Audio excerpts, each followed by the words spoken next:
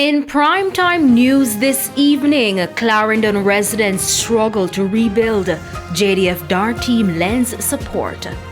Also this evening, Manchester community battles disease outbreak amidst food and water shortages. And Parliament clears up confusion. Internal error caused meeting cancellations.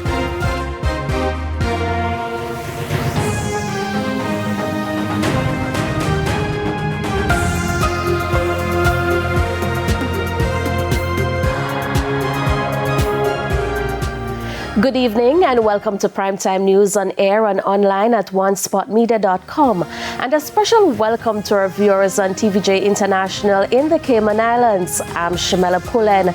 There's also Saturday Sports Special and weather in this newscast. So please stay with us. Details right after the break.